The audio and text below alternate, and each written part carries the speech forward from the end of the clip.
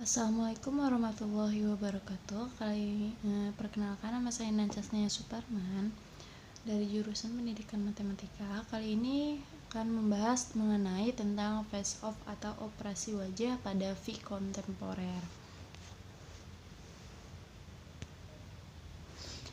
Nah, kemajuan ilmu pengetahuan dan teknologi dengan berbagai inovasi dan kreasi ilmiahnya menjadi tantangan mendasar bagi akseptabilitas hukum Islam di tengah masyarakat Islam yang realitasnya berjalan lambat, pasif, bahkan terasa sangat konvensional. Nah, iptek bersifat futuristik atau ke masa depan dan tidak berjalan surut ke belakang. Nah, ilmu pengetahuan dan teknologi juga merekayasa peradaban manusia dengan kekayaan kreasi dan progresivitasnya. Munculnya teknologi medis, bayi tabung, bank sperma, pil pengatur haid, face off atau operasi wajah total, modernisasi alat transportasi, komunikasi, mesin perang, alat olahraga, sistem ekonomi merupakan ranah yang membutuhkan respon dinamis dari fiqh atau hukum Islam. Nah, salah satu kasus yang diangkat yaitu kasus beberapa tahun lalu, yaitu dalam rangka memberikan keputusan hukum boleh atau tidaknya operasi face off pada kasus Nurhaliza yang disiram oleh air keras. Nah, ijtihad jama'i ini melibatkan berbagai pakar disiplin ilmu terkait dengan operasi face off tersebut, diantaranya pakar medis, bedah plastik, psikologi, ekonomi, fuqaha, dan usuliyun.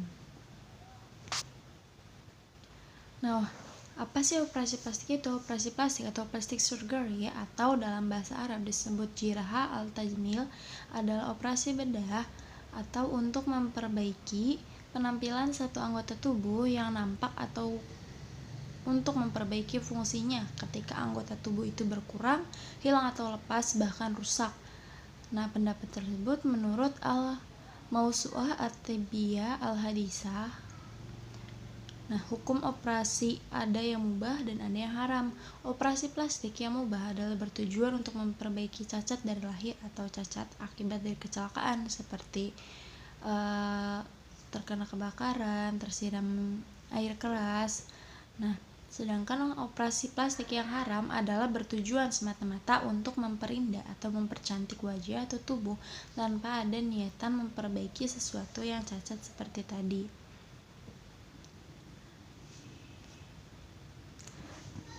Nah, operasi wajah yang dilakukan di Surabaya yang dilakukan oleh Nurhaliza tadi, hukumnya boleh karena tujuannya untuk memperbaiki ciptaan Allah SWT yang rusak akibat kecelakaan.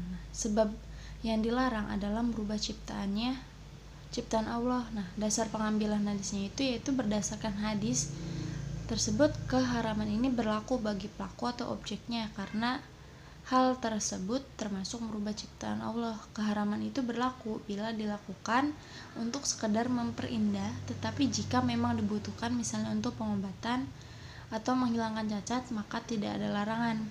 Nah, wajah manusia adalah bagian keindahan yang dianugerahi oleh Allah.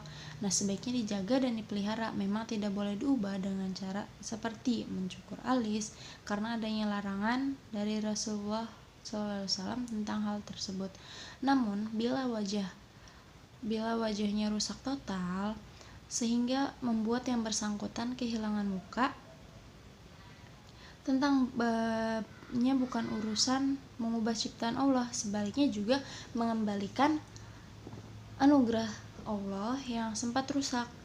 Sehingga operasi wajah dengan tujuan seperti itu memang dibolehkan sebab akan mengembalikan harga diri seseorang.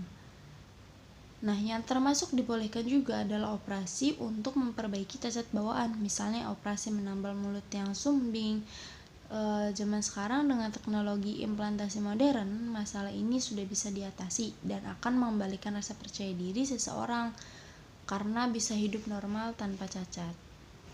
Hukum operasi wajah untuk memperbaiki tubuh yang rusak karena sebuah musibah dibenarkan atau mubah ya, berdasarkan keumuman dalil yang menganjurkan untuk berobat atau at-tadawi. Nah, Nabi Shallallahu Alaihi Wasallam juga bersabda, tidaklah Allah menurunkan suatu penyakit kecuali Allah menurunkan pula obatnya.